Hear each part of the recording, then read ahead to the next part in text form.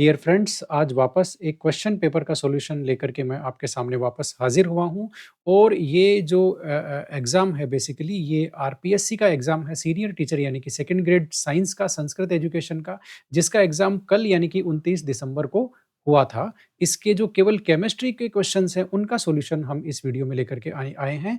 तो काफ़ी इंटरेस्टिंग तरीके से हम ये सॉल्यूशन करने वाले हैं और इसमें ये सवाल कहाँ-कहाँ से आए हैं, इसकी भी एक पड़ताल करने की हम लोग इसी वीडियो में कोशिश करेंगे या अगले वीडियो में लेंगे, जैसा भी होगा, ठीक है?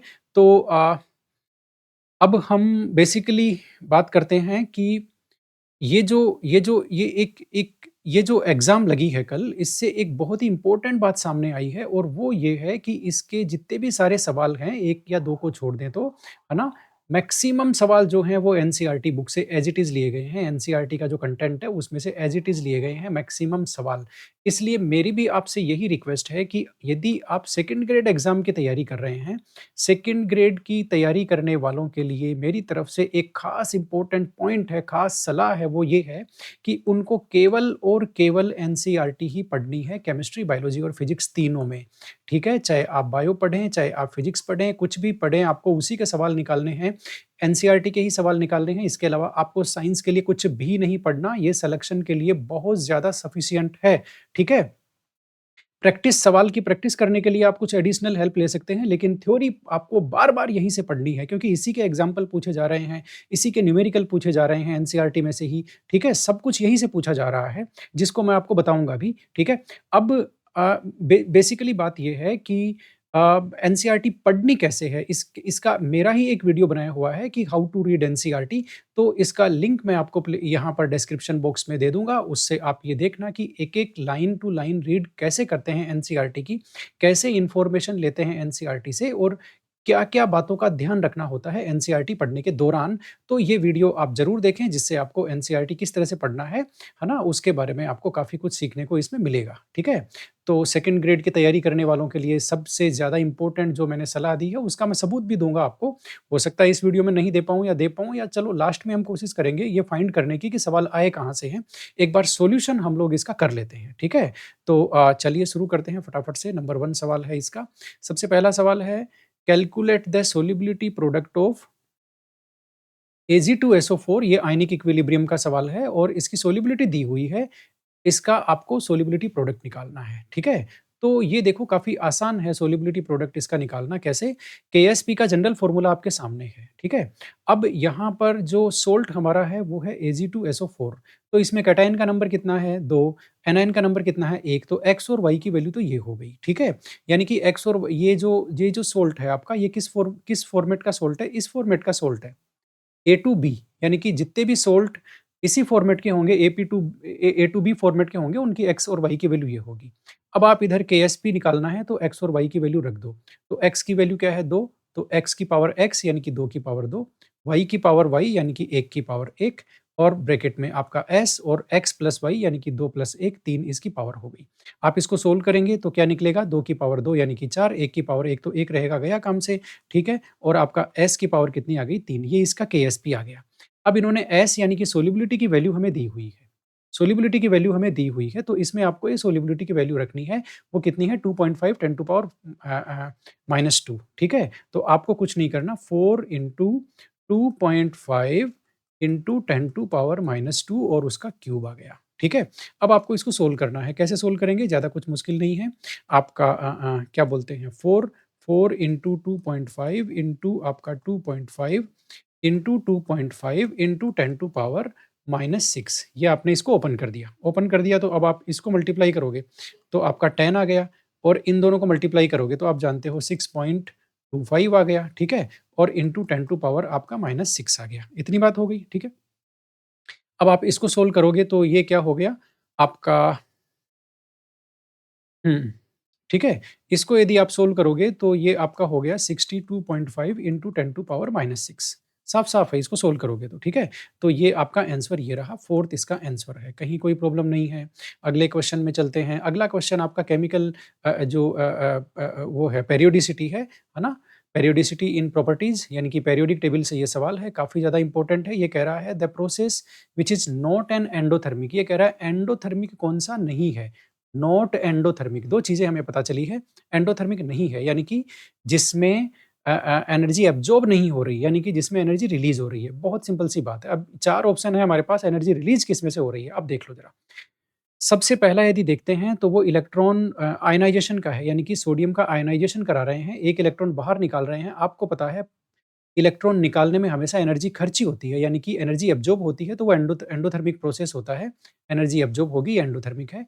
अगला देख लेते हैं, आपका ऑर्गन है, नोबल गैस है, 1 इलेक्ट्रॉन गेन हो रहा है, यानी कि ये इलेक्ट्रॉन गेन एंथैल्पी है। हमेशा याद रखिए नोबल गैस की इलेक्ट्रॉन गेन एंथैल्पी पॉजिटिव होती है, यानी कि यहाँ भी एनर्जी एब्ज़ॉर्ब होती है, ये भी आपका एंडोथर्मिक है, यहाँ भी एनर्जी नहीं निकलती।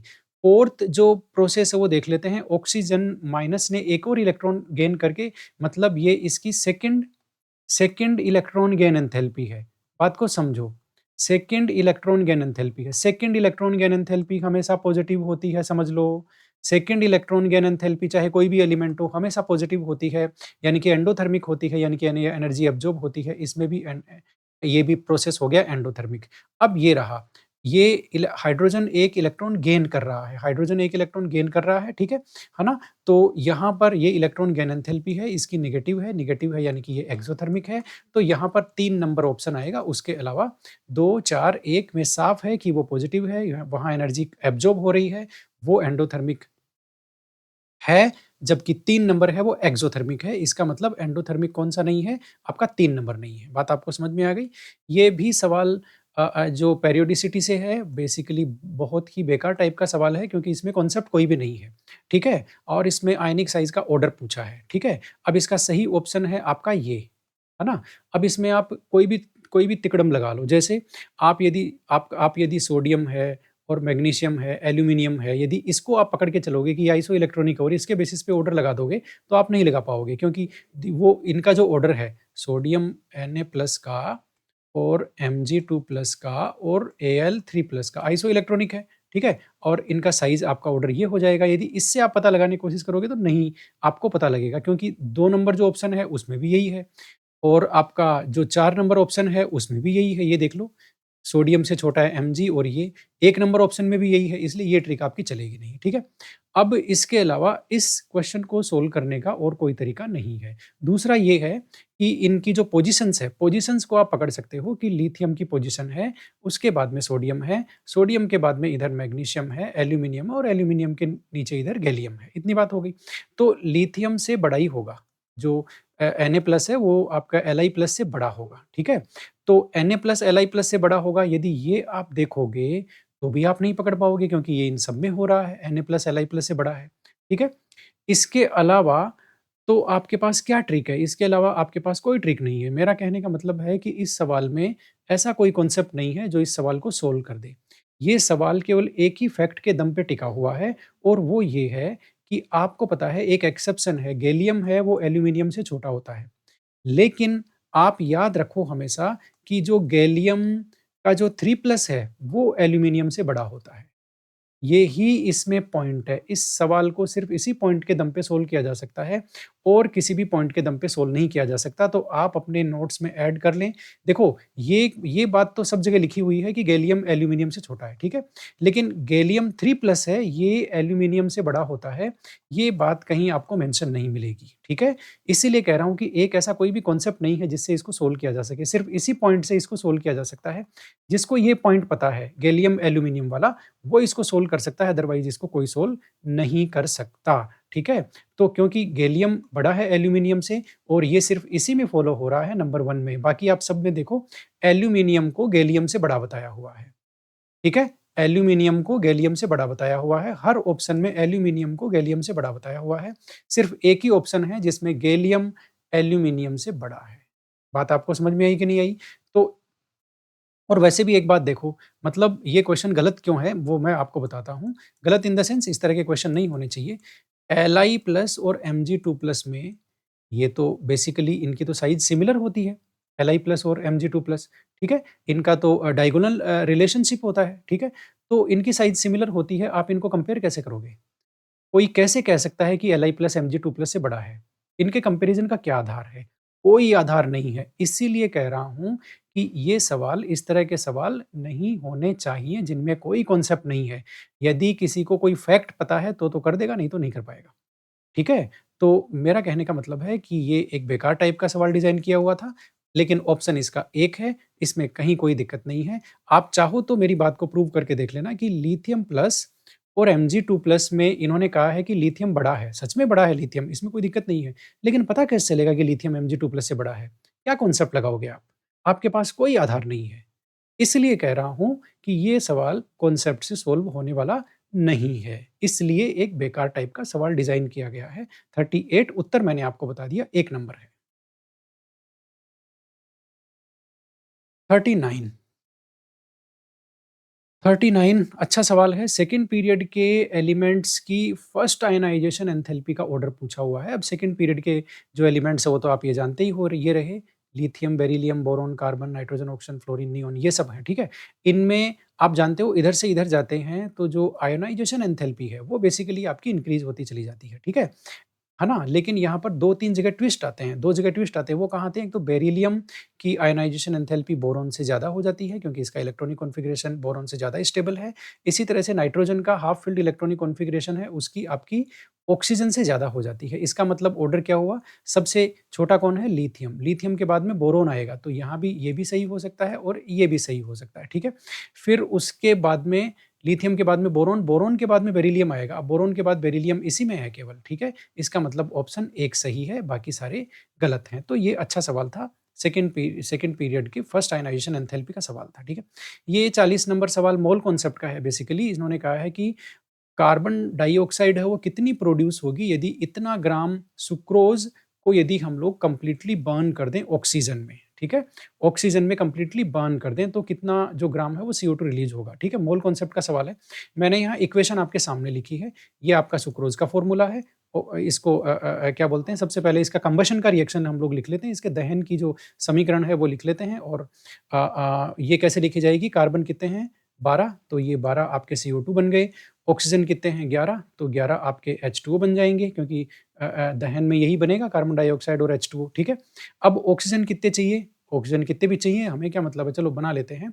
तो ऑक्सीजन आप देखो 12 इंटू ये 2 24 तो ये हो गए और 11 ये हो गए 24 और 11 आपके हो गए 35 35 का मतलब इसमें हो गया 17 हाफ O2 चाहिए इसको, ये लो, इतनी ऑक्सीजन चाहिए। ख़ैर हमें ऑक्सीजन से कोई मतलब नहीं है, क्यों? क्योंकि इन्होंने सुक्रोज़ की अमाउंट दी है और कार्बन डाइऑक्साइड की पूछी है, ठीक है? अब आप ये देख लो सुक्रोज़ का मोलर मास कितना है? 342 ठीक है? कार्बन डाइऑक्साइड का कितना है? 44 ग्राम, ओके? इसका मतलब इसका ये 1 मोल है, ठीक है?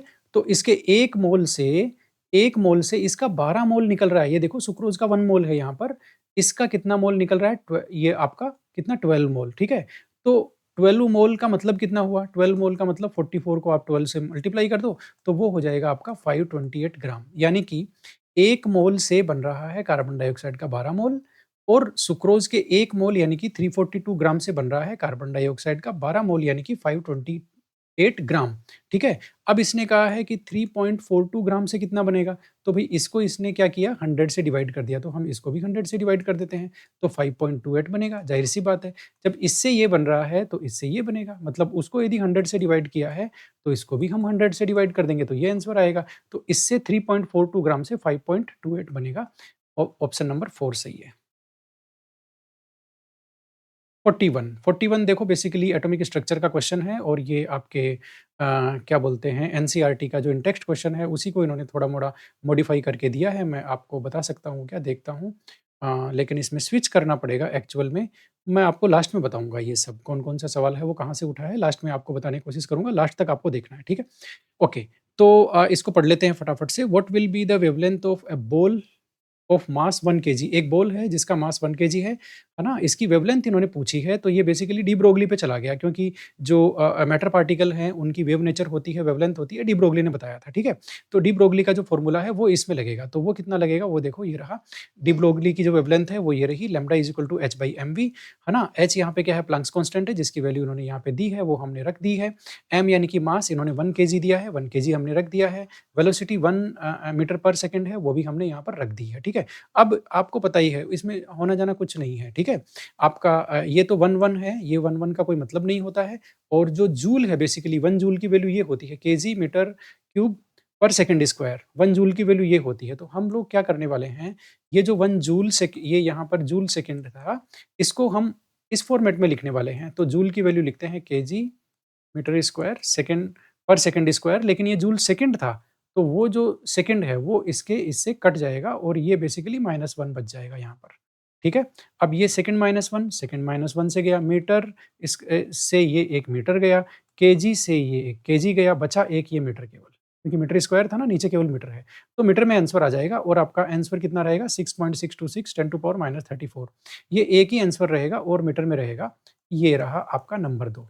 ये एनसीईआरटी का सवाल है, देख लेना बेसिकली इंटेक्स प्रॉब्लम है ना? डी ब्रोगली का टॉपिक है ना एनसीईआरटी में, उसमें जाके देखना सेम प्रॉब्लम मिलेगी आपको, थोड़ा-सा अंतर है बस, आप अंतर पता करना, आपको समझ में आ जाएगा क्वेश्चन कहाँ से उठा है, ठीक है? 42 नंबर का क्वेश्चन है, आयनिक इक्विलिब्रियम से आपका पीएच का क्वेश्चन है। इसमें कुछ नहीं किया, कैल्शियम हाइड्रॉक्साइड की जो पीएच है बेसिकली वो इन्होंने पूछी है, कंसंट्रेशन इन्होंने दी है m/200, ठीक है? तो अब हम देख लेते हैं कंसंट्रेशन ऑफ कैल्शियम हाइड्रॉक्साइड 1/200, ठीक है? अब हमें तो पीएच निकालनी बेसिकली ये बेस है, तो हम क्या करेंगे पहले पीओएच निकालेंगे। पहले पीओएच निकालेंगे, उसके बाद में हम पीएच निकालेंगे। तो पीओएच के लिए हमें चाहिए ओएच की कंसंट्रेशन। ओएच की कंसंट्रेशन देखो होती है, एक तो जो आपका बेस है उसकी कंसंट्रेशन प्लस में उसकी बेसिसिटी। बेसिसिटी तो नहीं आएगी, हालाँकि ये बेस है तो इसकी एसिडिटी आएगी, ये लो एसिडिटी, ठीक है? तो ये जो आपका बेस है उसकी एसिडिटी कितनी है 2, क्योंकि ये 2 OH माइनस रिलीज़ करता है और इसकी कंसंट्रेशन कितनी है कैल्शियम हाइड्रॉक्साइड की 1/200, 1/200 इंटू 2 आप करोगे तो ये 1/100 हो गया, यानी कि 10 टू पावर -2 आ गया। ये आ गई आपकी OH माइनस की कंसंट्रेशन। अब इसको ये जो पीओएच का फ़ॉर्मूला है, इसमें आप यहाँ पर OH माइनस की जगह 10 टू पावर -2 आप रख दो। ये जो -2 है ये इधर आएगा तो माइनस माइनस प्लस हो जाएगा, तो ये हो जाएगा 2 log 10, log 10 1 होता है तो इसकी वैल्यू आ गई आपकी 2, ठीक है? ये आ गया आपका पीओएच, ये पीओएच है। पीएच में से सॉरी पीएच निकालने के लिए 14 में से इसको माइनस करना पड़ेगा। पीएच निकालने के लिए 14 में से आप इसको माइनस करोगे तो पीएच आपकी बच जाएगी कितनी 2, क्योंकि पीओएच 12 है ना, तो पीएच आपकी इसकी 2 हो गई। तो इसका जो आपका आंसर है बेसिकली नहीं 12 आ गई ना, पीएच 12 आ गई इसकी, क्योंकि 2 है पीओएच, ठीक है? तो पीओएच माइनस करेंगे 14 में से तो पीएच इसकी 12 आ गई। गलत जा रहा था एक्चुअल में, वो लिखा गलत गया ना, गलत लिखा गया तो मैं गलत ही बोल रहा था। ओके, 43 नंबर देख लो, 43 नंबर में इन्होंने क्या दिया है, कार्बन का और क्लोरीन का परसेंटेज दिया है, एम्पिरिकल फ़ॉर्मूला पूछा है, ठीक है? एम्पिरिकल फ़ॉर्मूले का मतलब हो गया कि एटम्स का सिम्पलेस्ट रेशियो क्या है। अब ये कैसे निकालेंगे, एक टेबल बनती है इनकी, वो आपके सामने है। इसमें हमें क्या करना है, एलिमेंट जो दिए हैं, जैसे एलिमेंट है आपका कार्बन है, हाइड्रोजन है, क्लोरीन है, इनका एटॉमिक मास लिख दो, ठीक है? ये हमें याद ही होता है। परसेंटेज इनकी जो क्वेश्चन में दी गई है वो लिख दो। नंबर ऑफ मोल्स कैसे आएगा, ये कॉलम इसका मैं आपको बता देता हूँ। ये कॉलम ये जो है नंबर ऑफ मोल वाला ये कैसे आएगा, आपको क्या करना है, एटॉमिक ये जो परसेंटेज है, इसको एटॉमिक मास से डिवाइड करना है। बात आपको समझ में आ गई? परसेंटेज को एटॉमिक मास से डिवाइड करोगे तो ये आपके नंबर ऑफ मोल्स आ जाएँगे। ये अप्रॉक्सिमेट लिखने हैं आपको, क्योंकि नंबर ऑफ मोल मतलब या तो 1.5 आता है आपका या पूरा फुल आता है, बीच का नहीं आता, ठीक है? तो ये अप्रॉक्सिमेटली जैसे 24 है, 24 डिवाइडेड बाय 12 तो ये 2 हो गया। ये 4 है, 4 डिवाइडेड बाय ये आपका एटॉमिक मास है 1, तो 1 करो तो 4 हो गया और 71 डिवाइडेड बाय 31.5 करोगे तो ये आपका 2 आ गया।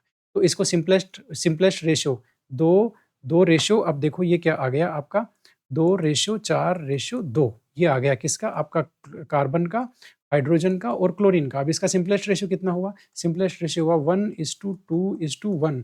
तो मोलर वो एम्पिरिकल फ़ॉर्मूला क्या आ गया, CH2Cl, ये इसका एम्पिरिकल फ़ॉर्मूला आ गया। इसमें कहीं कोई प्रॉब्लम नहीं है। 4th इसका आंसर है। बात आपको समझ में आ गई?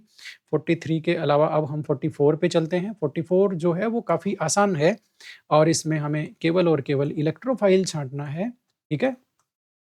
इलेक्ट्रोफाइल तो आपको वैसे ही पता चल गया होगा, आपका जो ये भी न्यूक्लियोफाइल है, लोन पेयर है, न्यूक्लियोफाइल है, ये केवल एक BF3 जिसका ऑक्टेट इनकम्प्लीट है, इसलिए ये आपका क्या हो गया, इलेक्ट्रोफाइल हो गया। 45 भी काफ़ी आसान है, इसमें पूछा है कि लोएस्ट ऑक्सीडेशन स्टेट आयरन की किसमें है, तो भई जो मेटल कार्बोनिल्स होते हैं उसमें 0 ऑक्सीडेशन स्टेट होती है, इसलिए ये नंबर 2 इसका ऑप्शन हो गया। सही उत्तर हो गया, कहीं कोई दिक्कत नहीं है। 46 में आप देख सकते हो नंबर ऑफ रेडियल नोड पूछा है ऑफ 3p ऑर्बिटल, है ना?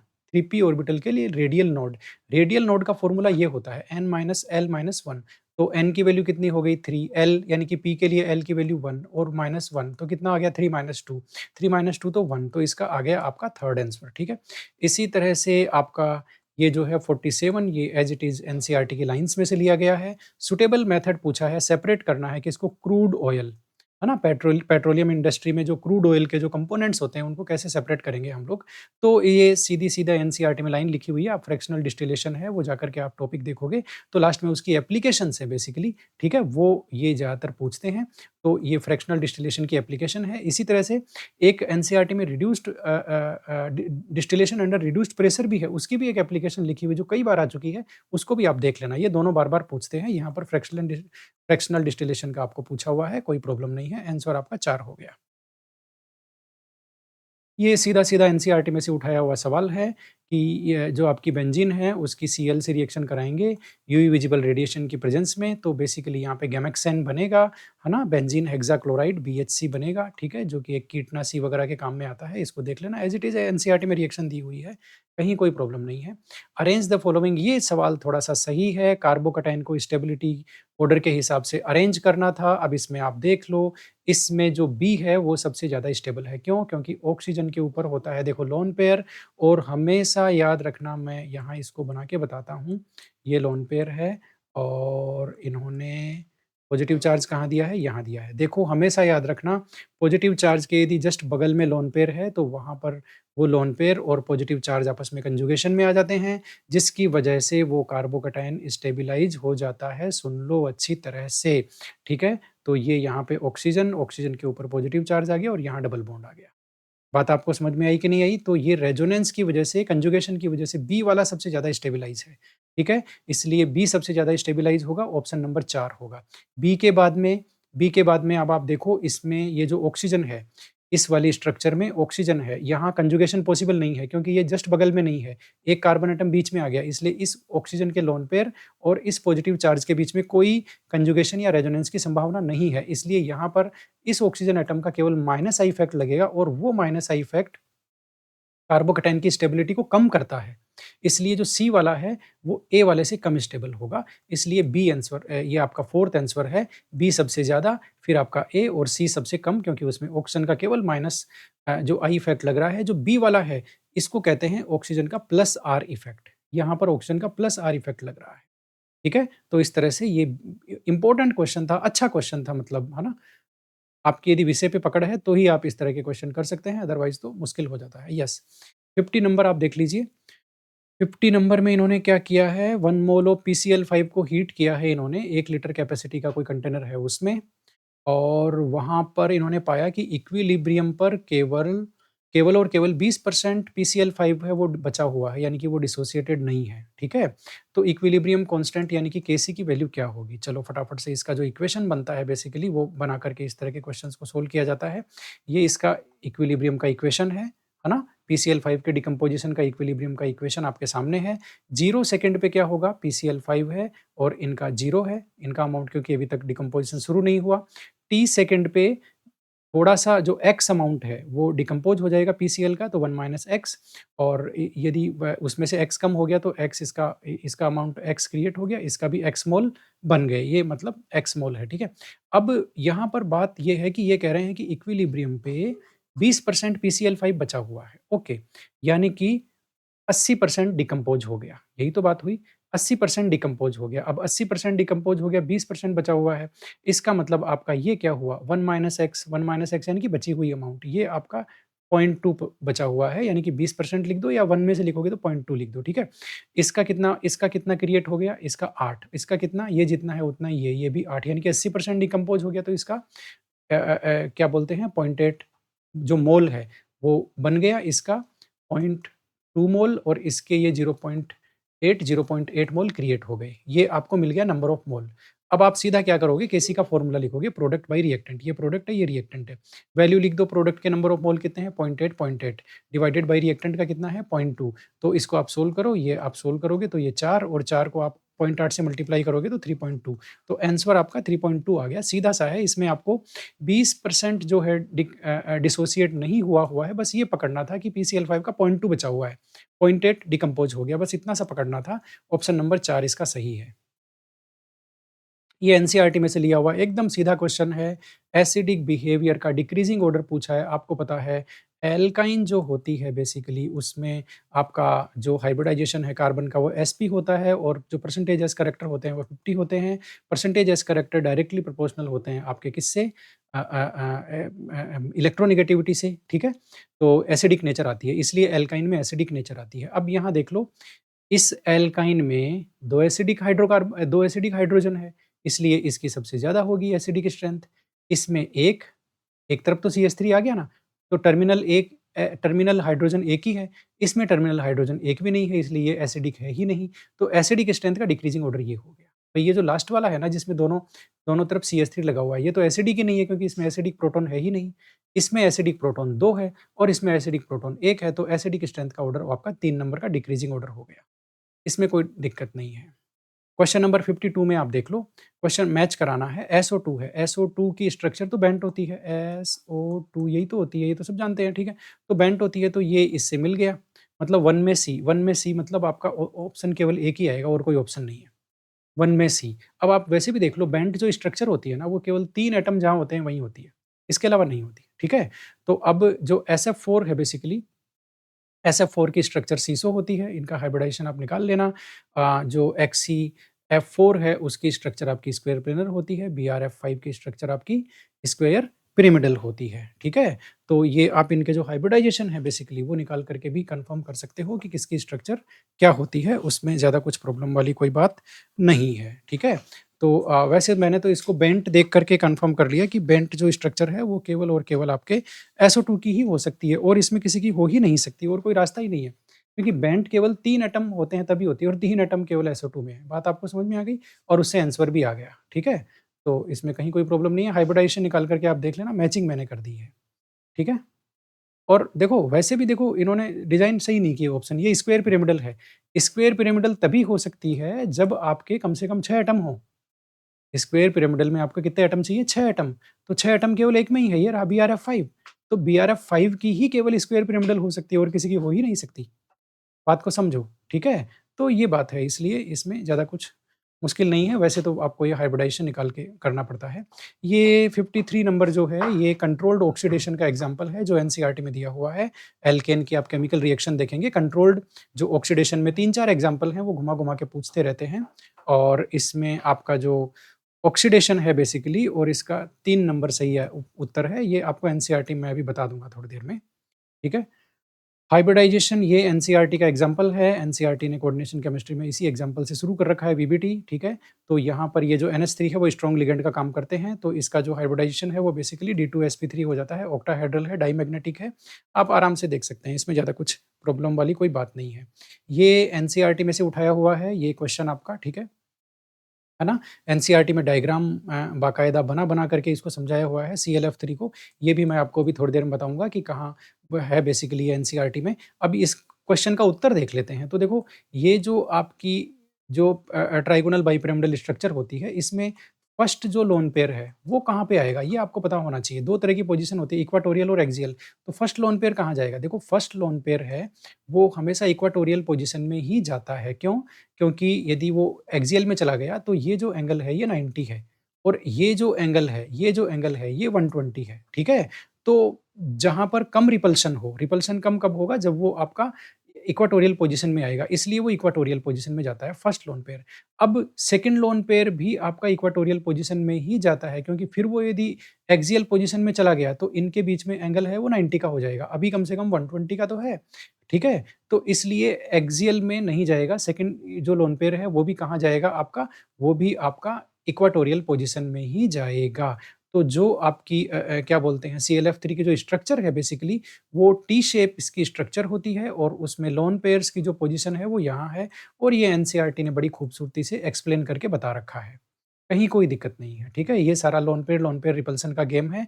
लोन पेयर रिपल्सन कम होना चाहिए और वो तभी होगा जब उसके बीच में एंगल मैक्सिमम हो। अब आप देख लो बाकी सब जगह यहाँ जो है ये बेसिकली आपको यदि ये लग रहा हो तो ये गलत है, क्योंकि यहाँ पर ये लोन पेयर इन 3 बॉन्ड पेयर को 90 से रिपेल कर रहा है, जो कि ज़्यादा रिपल्सन है, ठीक है ना? तो यहाँ लोन पेयर रिपल्सन तो नहीं है, लेकिन lone pair bond pair repulsion यहाँ ज़्यादा है, ठीक है? बाकी जगह क्या है कि यहाँ भी लोन पेयर के बीच में 90 का है, और यहाँ भी लोन पेयर के बीच में 90 का है। तो लोन पेयर के बीच में 120 का सिर्फ़ इसी ओ ओरिएंटेशन में है, और इसी ओरिएंटेशन में एलपी-एलपी और एलपी-बीपी सबसे कम है। लोन पेयर और lone pair bond pair repulsion इसी ओरिएंटेशन में सबसे कम है। नंबर 1 इसका आंसर है। टी शेप इसकी स्ट्रक्चर होती है। हाँ, ये पेरोक्साइड इफ़ेक्ट जो लगता है एल्कीन का, खरास इफ़ेक्ट, पेरोक्साइड इफ़ेक्ट, ठीक है ना? जिसमें एंटी मार्कोनिको प्रोडक्ट बनता है। उसकी मैकेनिज़्म क्या है भई, सबको पता है, फ्री रेडिकल मैकेनिज़्म होती है उसकी, ठीक है ना? 1 ऑप्शन इसका है। इंक्रीज़िंग ऑर्डर ऑफ इलेक्ट्रोनेगेटिविटी, देखो इनका इनका ये जो 4 एलिमेंट है, इनकी पेरियोडिक टेबल में आप पोज़ीशन लिख लो सबसे पहले तो। तो पेरियोडिक टेबल में इनकी पोज़ीशन क्या होने वाली है वो देख लो फटाफट से।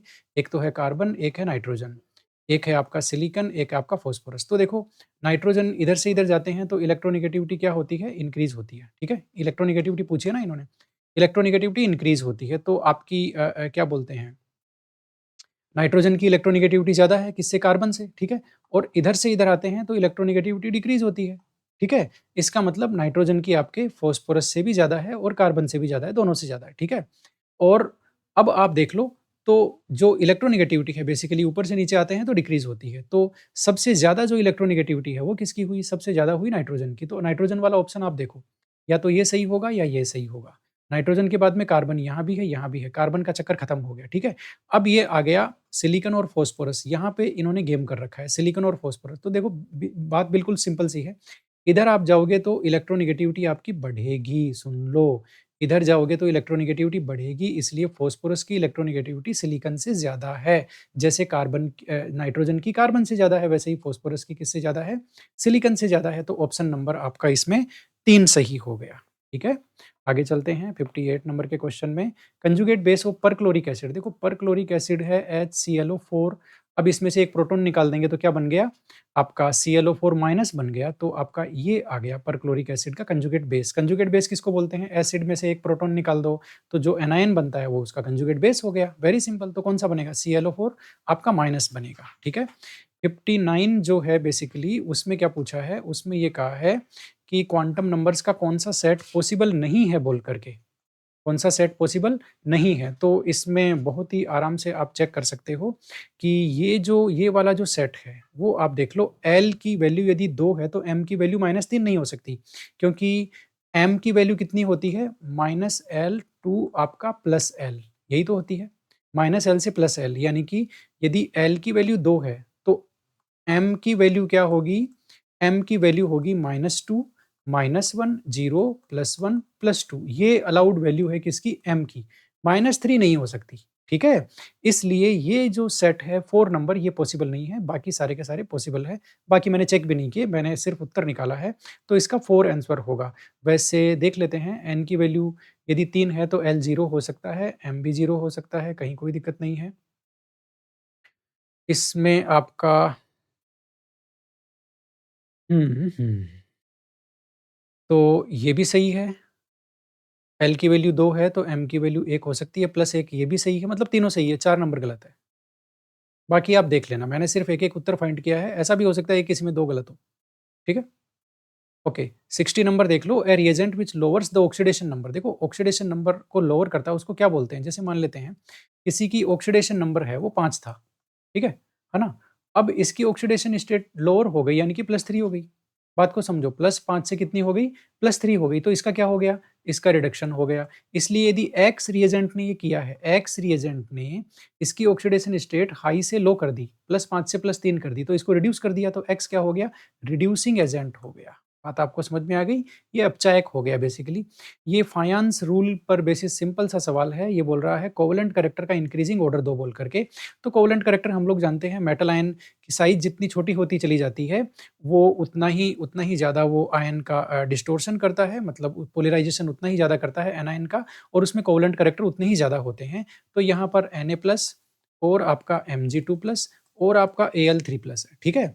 तो साइज़ आपको पता है आइसो इलेक्ट्रॉनिक है, चार्ज बढ़ता है आइसो इलेक्ट्रॉनिक में तो साइज़ छोटी होती है, ठीक है?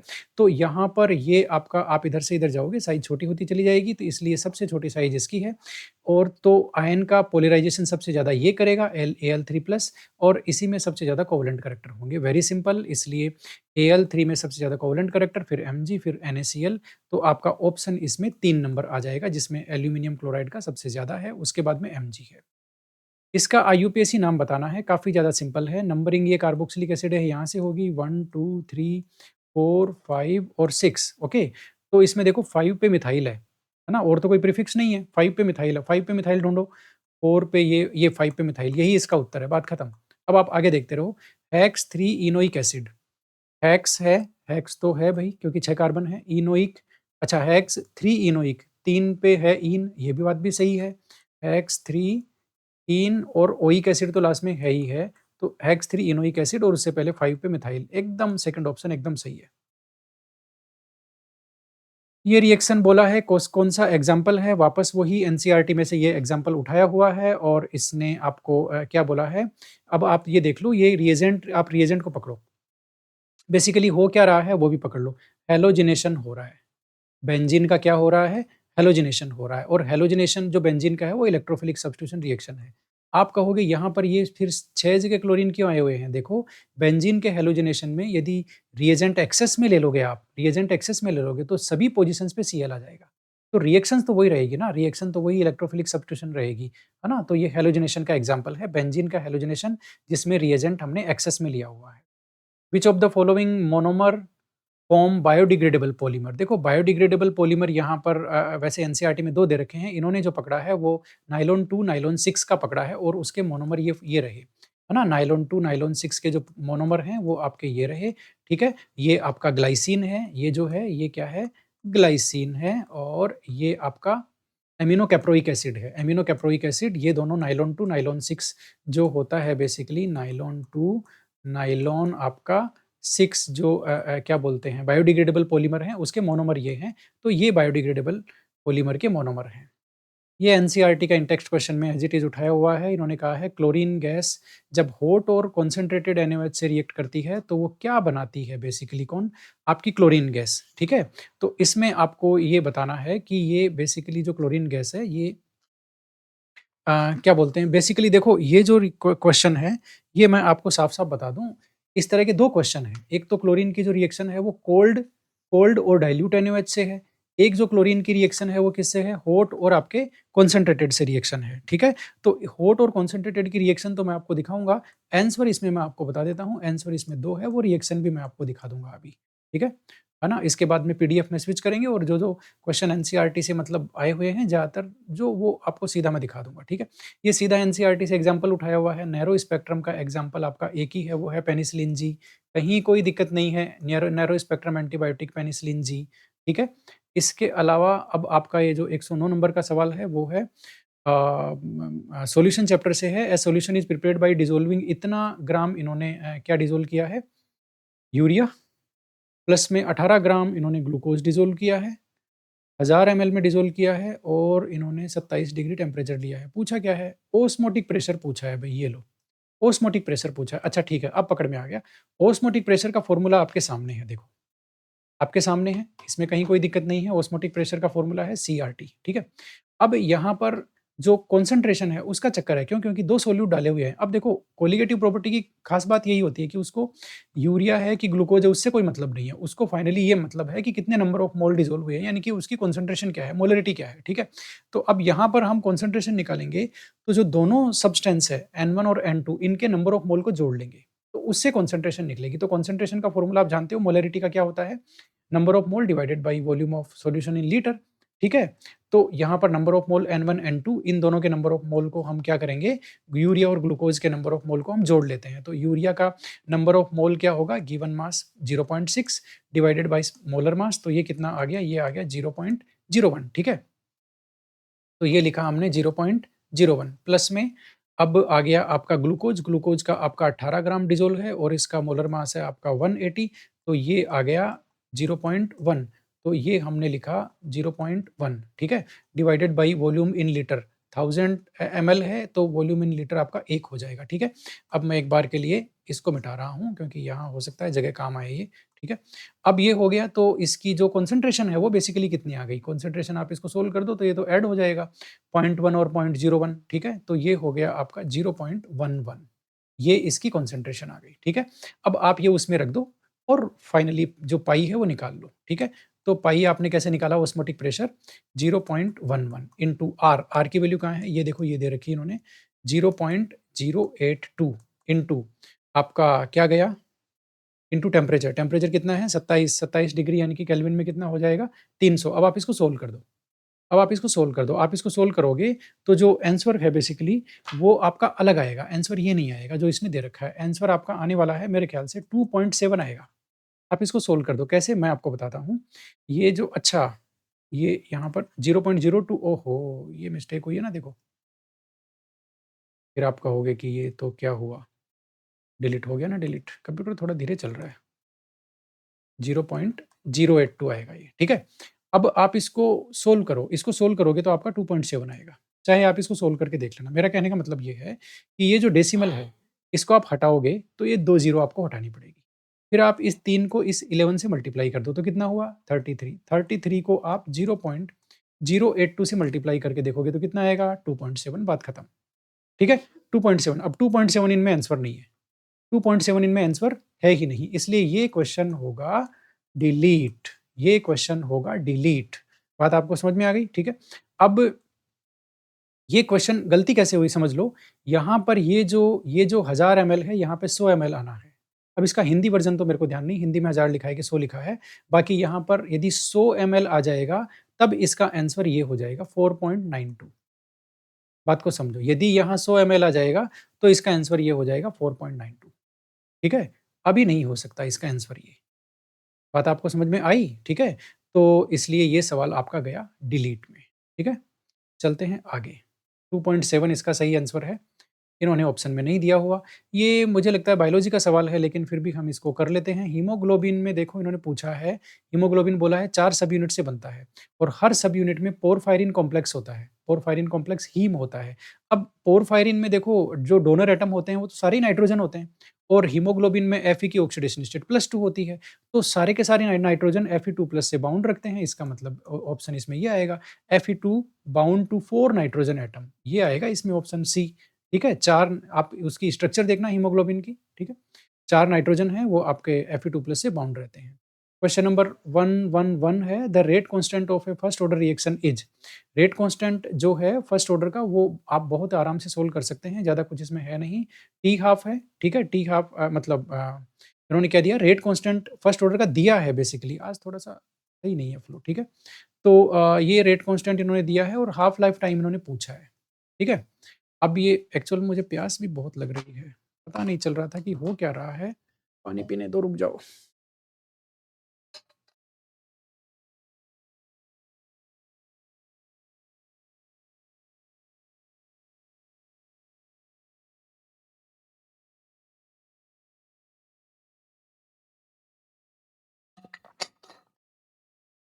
ओके,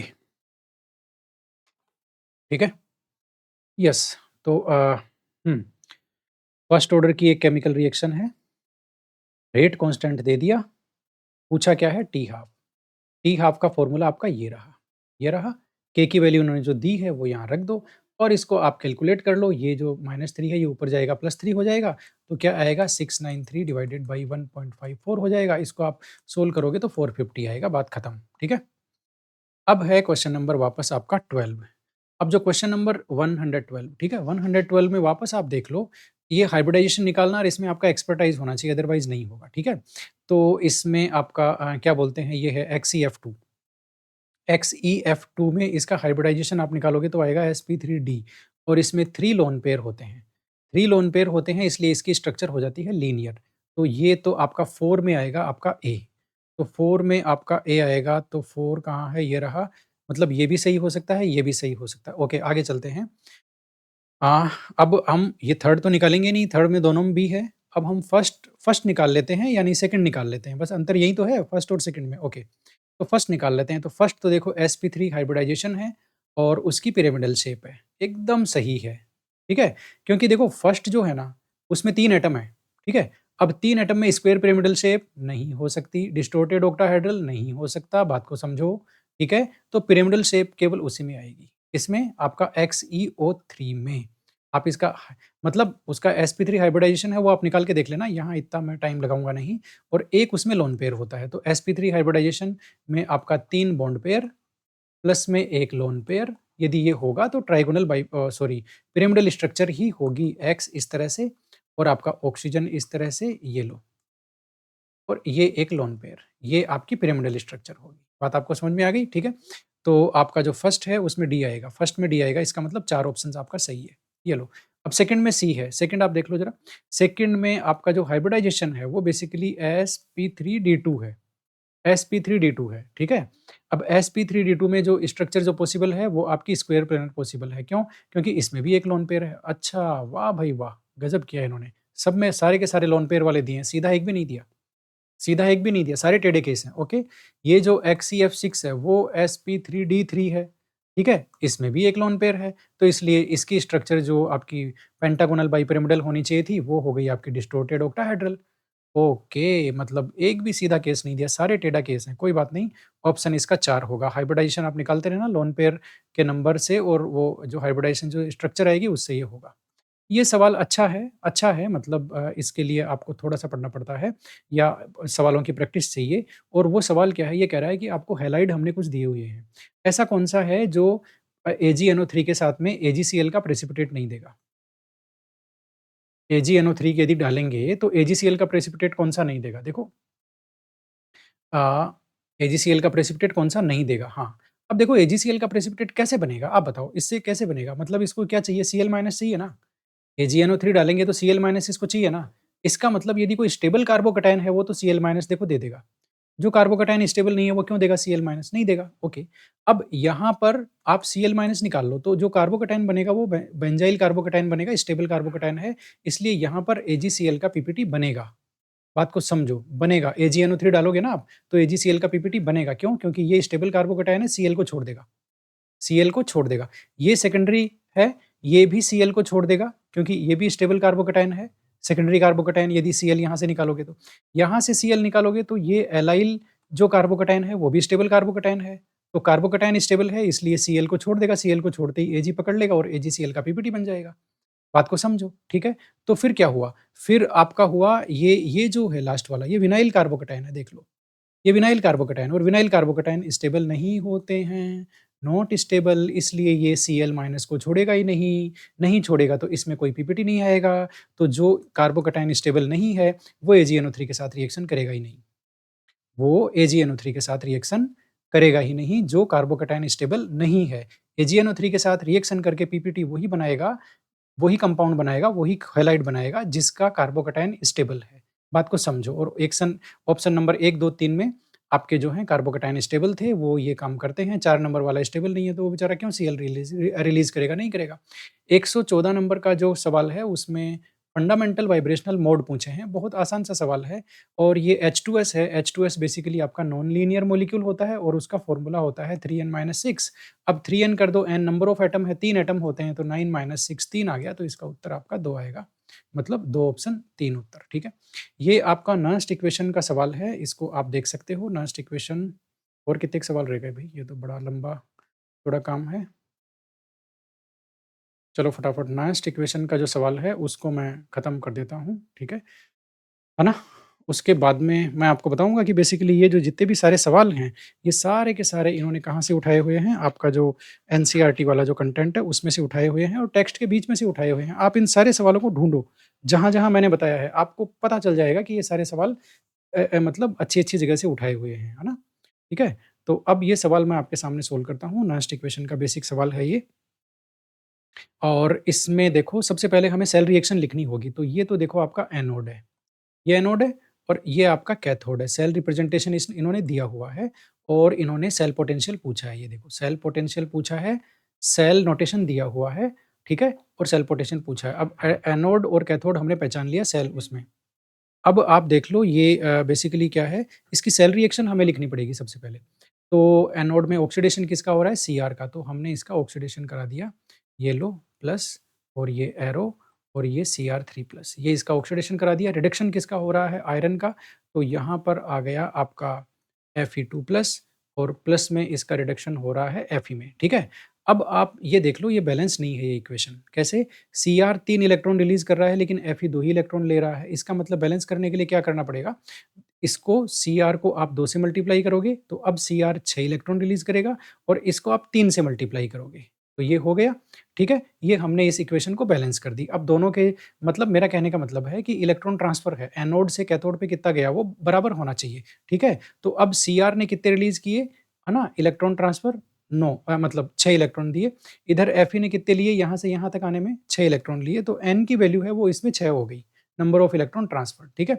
तो वो तो चलो बाद में काम आएगी। मेरा कहने का मतलब था बैलेंस करना ज़रूरी है। Number of electron released from cathode और number of electron sorry released from anode और number of electron received at cathode, ये दोनों बराबर होना चाहिए। इसलिए बैलेंसिंग करना ज़रूरी है।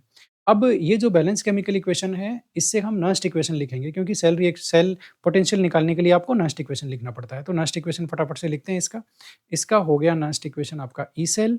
ई सेल के बाद में आपने लिखा standard E naught cell minus आपने किया 0.059, ठीक है, डिवाइडेड बाई आपका एन और यहाँ जो आपने किया लोग और ये आ गया product divided by reactant. Product की साइड देखो Cr3+ है, आयन और रिएक्टेंट की साइड ये है। ये तो देखो प्योर कंपाउंड है, प्योर कंपाउंड को नेक्स्ट इक्वेशन में नहीं लिखते हैं इसलिए हट जाएँगे। केवल जो आयनिक प्रोडक्ट है वो बचेंगे। तो प्रोडक्ट क्या है आपका Cr का 3+ और उसका रिएक्शन कोएफिशिएंट है 2 तो इसकी पावर लग जाएगी 2। नीचे आपका बचा क्या Fe2+ और उसका रिएक्शन कोएफिशिएंट है 3 इसलिए इसकी पावर लग जाएगी 3। अब इसमें वैल्यू रखते हैं देखो, ठीक है? ई नोट सेल, ई नोट सेल क्या है? ई नोट सेल बेसिकली यहाँ से हमें लेना पड़ेगा, ये स्टैंडर्ड एसआरपी दे रखा है दोनों इलेक्ट्रोड का, तो इसकी ई नोट सेल कैसे निकालेंगे? कैथोड माइनस एनोड करेंगे, वो सारा फॉर्मूला आप जानते हो। कैथोड यहाँ पर कौन है? आपका Fe है वो कैथोड है, ठीक है ना? और जो ये एनोड है ना?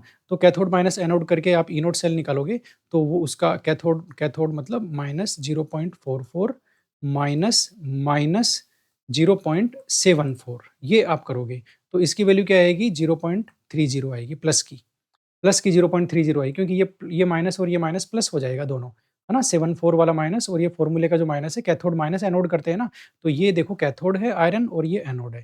तो ये करोगे तो ये आएगा, तो ई नोट सेल आपका आ गया 0.30, है ना? तो सबसे पहले आप लिखोगे 0.30 माइनस में आपने किया 0.059 को एक काम करो 6 लिख दो आप, 59 6 एक ही बात है। हमें तो वैल्यू निकालनी है, आस-पास वाली मिल गई तो भी कर देंगे। एन यानी कि नंबर ऑफ इलेक्ट्रॉन ट्रांसफर्ड। अभी हमने बात की थी कितने नंबर ऑफ इलेक्ट्रॉन ट्रांसफर हुए थे एनोड से कैथोड पर 6 इलेक्ट्रॉन ट्रांसफर हुए थे, वो वैल्यू आपकी आ गई ये। लोग अब हम इस जगह थोड़ी-सी कम है इसलिए इसको थोड़ा-सा नीचे लेते हैं, ठीक है? इसको थोड़ा-सा नीचे खिसकाते हैं, ये लो। अब आप देखो कि ऊपर Cr3+ की कॉन्सन्ट्रेशन आएगी, Cr3+ की कॉन्सन्ट्रेशन कितनी दी हुई है फॉर्मूले में? ये रही 0.1 और इसकी कितनी है आयरन की 0.01, है ना? तो Cr की है आपकी 0.1, ठीक है? और इसका हमने लगा दिया स्क्वायर और इसकी है 0.01, इसका लगा दिया स्क्वायर। अब हम देखो कॉम्प्लिकेसी से बचने के लिए क्या करेंगे, ये वाला जो पार्ट है इसको हम अलग सोल्व कर लेते हैं, इसकी कहानी को अलग खत्म करते हैं, ठीक है? तो इसको हम देख लेते हैं क्या बोलते हैं 0.1 का स्क्वायर आप करोगे, 0.1 यानी कि 0.1 को 0.1 से मल्टीप्लाई करोगे, तो वो कितना हो गया 0.01, ठीक है? इधर आप इसका इसका करोगे तो ये कितना हो गया मतलब ये 10 टू पावर -6 हो जाएगा क्योंकि ये 10 टू पावर -2 है ना, 10 टू पावर -2 का यहाँ पावर 3 आएगा, ठीक है? ये जो आपकी है कौन 0.01 को आप क्या लिख सकते हो 10 टू पावर -2 इसको आप 3 करोगे तो ये 10 टू पावर -6 हो गया। बात आपको समझ में आ गई? ठीक है। अब आप उसको जो है वो सोल्व करोगे बेसिकली और इसको भी हम हटा सकते हैं यहाँ से, ये जो 0.01 लिखा है, ये इसको हम 10.-2 लिख सकते हैं। अब ये आप ऊपर लेके जाओगे, तो ये आपका हो गया प्लस का हो गया तो ये सारा कट-कटा जाएगा और 10 टू पावर प्लस की 4 आपकी बच जाएगी, ये लो। ठीक है? क्योंकि ये प्लस की 6 है, ये माइनस की 2 है, तो 10 टू पावर प्लस 4 बच गया। तो अब आपके साथ आ गया log 10 टू पावर प्लस 4, इस पूरी वैल्यू को कर रहा हूँ मैं, इस वैल्यू को कर रहा हूँ मैं, ठीक है? अब इसको सोल्व कैसे करेंगे? 4 आपका इधर आ जाएगा, तो ये आ गया 4 log 10 की वैल्यू 1 होती है, तो 4 इंटू 1 इज़ इक्वल टू आपका आ गया 4। तो इसकी पूरा वैल्यू आ गई 4। ये जो है इसकी पूरी वैल्यू आ गई 4। अब आप देख लो ज़रा 0.30 माइनस इसको भी आप काट दो, ये लो, तो ये हो गया 0.01, ठीक है? तो ये हो गया आपका 0.01 इंटू 4, ठीक है? अब 4 इसको आप सोल्व कर दो तो ये क्या आएगा 0.04, ठीक है? और ये कितना हो गया 0.04, ये किस में से माइनस करना है 0.30 में से 0.04 माइनस करोगे तो ये आएगा 0.26, ठीक है? तो इस तरह से आपका जो आंसर है वो आपका 0.26 आंसर आएगा ये वाला। ये नेक्स्ट इक्वेशन का बेसिक सवाल था लेकिन अच्छा सवाल था। आपको मेहनत इसमें करनी पड़ेगी, है ना? काटा-पीटी भी करनी पड़ेगी। ये एनसीईआरटी के स्ट्रक्चर से सीधा-सीधा सवाल है, डाइसैकेराइड की स्ट्रक्चर आप लोगों को इसमें याद ही रखनी पड़ेगी और आपके पास इसके अलावा कोई तरीका नहीं है। 4th ऑप्शन जो है वो सही है, माल्टोज़ का इन्होंने पूछा है कि माल्टोज़ में जो दोनों ग्लूकोज़ होते हैं, उनका कौन-सा कार्बन एटम है वो आपस में कनेक्ट होता है, ठीक है? ग्लाइकोसिडिक लिंकेज जो होता है वो कौन कार्बन के बीच में बनता है, तो उसमें एक ग्लूकोज़ की यूनिट का 1 C1 एटम, दूसरी का C4 एटम के बीच में बनता है। ये मैं अभी आपको स्ट्रक्चर वो एनसीईआरटी में दिखाऊँगा तो आपको मैं पता भी लग जाएगा कि ये क्वेश्चन कहाँ से उठा है। एक्चुअल में स्क्रीन स्विच करना आज मुश्किल है, कंप्यूटर धीरे काम कर रहा है इसलिए गड़बड़ हो जाती, ठीक है? और वीडियो अननेसेसरी लंबा भी हो जाता है, इसलिए मैं ये सब नहीं कर पाया। 117 में आप देखो in which of the following pairs EN central atom का किसमें सेम नहीं है? तो देखो भई इसमें एकदम साफ है, आप ईएन कैलकुलेट करोगे, तो ईएन कैलकुलेट करने से पहले एक छोटी-सी ट्रिक भी है। यदि मेटल में लिगैंड का नंबर सेम है, ठीक है? कोऑर्डिनेशन नंबर सेम है, ठीक है? कोऑर्डिनेशन नंबर सेम और ऑक्सीडेशन स्टेट सेम है, जैसे इसकी +3 है, इसकी भी +3 है, तो ईएन सेम ही होगा दोनों का, इन दोनों का ईएन सेम है, क्यों? कोऑर्डिनेशन नंबर सेम है और आपकी ऑक्सीडेशन स्टेट सेम है, कैलकुलेट करोगे तो 34 आएगा दोनों का। इसकी भी आप देखो कोऑर्डिनेशन नंबर 6 है, कोऑर्डिनेशन नंबर 6 है। Fe की ऑक्सीडेशन स्टेट +3 इसमें भी है और इसमें भी आपकी +3 है, ठीक है? तो यहाँ पर भी आपका En दोनों का सेम आएगा, कैलकुलेट करोगे तो 35 आएगा, ठीक है? ये आप देख लो, ये भी आयरन की +3 है और ये भी आयरन की +3 है और कोऑर्डिनेशन नंबर 6 है दोनों में, तो कोऑर्डिनेशन नंबर 6 है और ऑक्सीडेशन स्टेट सेम है तो En सेम ही आएगा। यहाँ इन्होंने पूछा सेम नहीं है, यहाँ इसने En निकलवाया नहीं है, इसलिए En इसमें निकालने की ज़रूरत भी नहीं थी। आप देखो ना, इसमें En निकालने की ज़रूरत नहीं थी, सीधा-सीधा सा फ़ॉर्मूला है, जिस मेटल जिन 2 कॉम्प्लेक्स में मेटल वही है और उस मेटल की ऑक्सीडेशन स्टेट सेम है, ठीक है? मेटल सेम है, मेटल की ऑक्सीडेशन स्टेट सेम है और कोऑर्डिनेशन नंबर भी सेम है, तो उसका En तो एक ही आएगा ना, ठीक है? उसमें तो कोई दिक्कत ही नहीं है, कैलकुलेट करोगे दोनों का 35 आएगा। ये जो थर्ड ऑप्शन है, ये इसका उत्तर है क्योंकि इन दोनों का En अलग है, कैसे अलग है देख लो।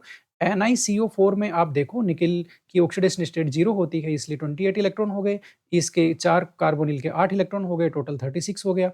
इसमें Ni की +2 ऑक्सीडेशन स्टेट होती है, +2 में 26 इलेक्ट्रॉन हो गए, 4 Cn है 8 तो टोटल 34 हो गया, मतलब En इन दोनों का अलग-अलग है, एक का 36 है, एक का 34 है। किसमें? ऑप्शन नंबर 3 में, इसलिए ऑप्शन नंबर 3 में En सेम नहीं है, इसलिए ये आपका क्या हो गया? सही उत्तर हो गया। ये एनसीईआरटी की सरफेस केमिस्ट्री में एक टेबल है, बहुत बार कहता हूँ, हमेशा इसमें से एक सवाल आता है, चाहे फर्स्ट ग्रेड हो, चाहे आपका सेकंड ग्रेड हो, वो टेबल आपकी रटी हुई होनी चाहिए और इसमें पॉजिटिवली चार्ज सोल आपका हीमोग्लोबिन आएगा और इसमें कोई तरीका नहीं है, ठीक है? आप इसको टेबल को देखोगे तो आपका एक ऑब्जर्वेशन बन जाएगा, वो मैं अभी टेबल आपको दिखा नहीं पा रहा हूँ। एमओटी ये भी भई आप अब क्या बताऊँ मैं, ये मतलब इतना फेमस सवाल है वहाँ का एमओटी का, एनसीईआरटी का साफ-साफ लिखा हुआ है कि ये जो आपका C2 मॉलिक्यूल है, इसका यदि आप एमो डायग्राम बनाओगे तो इसमें पाई 2p x में 2 इलेक्ट्रॉन हैं और पाई 2p आएगा यहाँ पर, 2py में भी 2 इलेक्ट्रॉन है। दोनों जो पाई एमओ हैं, उनमें 2-2 इलेक्ट्रॉन हैं, इसलिए इसका बॉन्ड ऑर्डर तो आएगा 2 और पाई में इलेक्ट्रॉन है, इसलिए जो दोनों बॉन्ड है, दोनों बॉन्ड पाई पाई बॉन्ड होंगे। इसलिए ये एक ऐसा है C2 मॉलिक्यूल कि C2 मॉलिक्यूल में जो डबल बॉन्ड होता है, बॉन्ड ऑर्डर तो इसका 2 होता है और दोनों बॉन्ड पाई बॉन्ड होते हैं। ये बहुत खास मॉलिक्यूल है C2 मॉलिक्यूल। इसमें दोनों बॉन्ड पाई बॉन्ड होते हैं। आप एमओ डायग्राम बना करके देखोगे तो पाई इलेक्ट्रॉन पता चल जाएगा और दोनों बॉन्ड पाई बॉन्ड क्यों होंगे? मतलब ज़्यादातर तो आप देखते हो ना कि 2 बॉन्ड होते हैं, तो एक बॉन्ड सिग्मा एक पाई होता है, लेकिन C2 मॉलिक्यूल में दोनों पाई होते हैं। क्यों? क्योंकि इसके इलेक्ट्रॉन दोनों पाई एमओ में ही हैं। सिग्मा एमओ में है ही नहीं, तो सिग्मा बॉन्ड बनेगा कहाँ से? बात को तो समझो। लास्ट वाला सवाल इन्होंने गैसियस स्टेट वाले से दिया है ना? इन्होंने कहा है कि एक गैस है जो 100 एमएल ऑक्यूपाई करती है इतने टेम्परेचर पे और इतने प्रेशर पे। मतलब एक गैस का वॉल्यूम दे दिया, टेम्परेचर और प्रेशर दे दिया, ठीक है? उसी गैस का इसने पूछ लिया कि यदि 80 एमएल उसका वॉल्यूम करना हो उसी प्रेशर पे तो टेम्परेचर कितना होगा? टेम्परेचर कम करना पड़ेगा भई, आप कंप्रेस कर रहे हो गैस को सेम प्रेशर पे, ठीक है? वॉल्यूम कम कर रहे हो, तो चलो वो एक बात अलग है। बाकी बात ये है कि इस तरह के सवाल, है ना? मतलब इसमें टोटल देखो 5 पैरामीटर हो गए, है ना?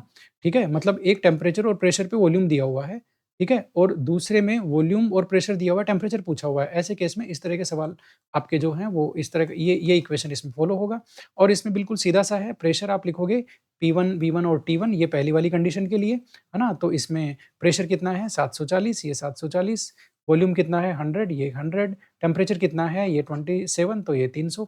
इसी तरह से सेकंड वाली जो सिचुएशन है उसके लिए यहाँ लिखोगे P2 V2 divided by T2 तो ये हो गया प्रेशर तो वही रखा है, वॉल्यूम इन्होंने 80 कर दिया, T2 हमें निकालना है। T2 हमें निकालना है, आप कर दोगे क्रॉस मल्टीप्लिकेशन ऐसे, तो T2 आपका इधर आ जाएगा, T2 इधर आ गया। अब आप इसमें से जो 0 हैं वो हटा दो, मेरे पीछे तो नहीं आ रहे ना, ये नहीं ऊपर है।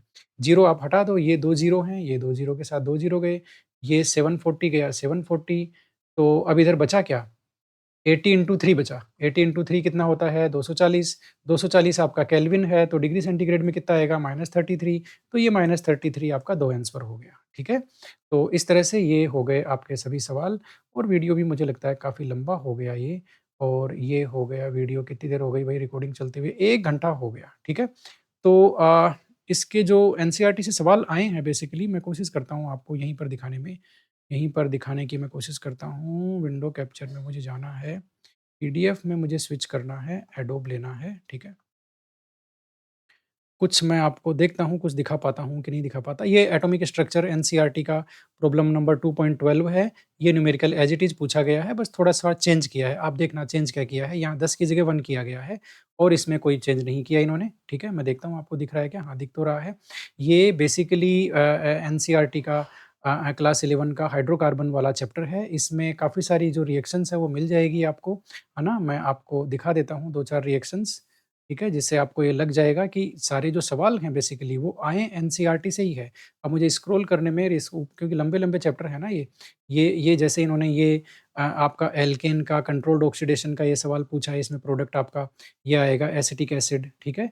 इसके अलावा इन्होंने और क्या पूछा है देखो मैं आपको इसी चैप्टर में से एज़ इट इज़ सारे सवाल दिखाता हूँ, ठीक है? है ना? ज़्यादा तो मैं आपको नहीं दिखा पाऊँगा क्योंकि ये टाइम कंज्यूमिंग हो गया बहुत सारा। एल्कीन का नोमेनक्लेचर चल रहा है, देखते हैं कहाँ आएगा? सवाल हमें मिलना चाहिए, है ना? सवाल मिलना चाहिए, मैं दिखा दूँगा अभी आपको। एल्कीन की केमिकल रिएक्शन में फ्री रेडिकल वाला आया था ना, एक फ्री रेडिकल है, तो ये रहा एंटी मार्कोनिकोव जो प्रोडक्ट बनता है, वो बेसिकली आपका फ्री रेडिकल मैकेनिज़्म से होता है, बस मैं आपको वही दिखाना चाहता हूँ।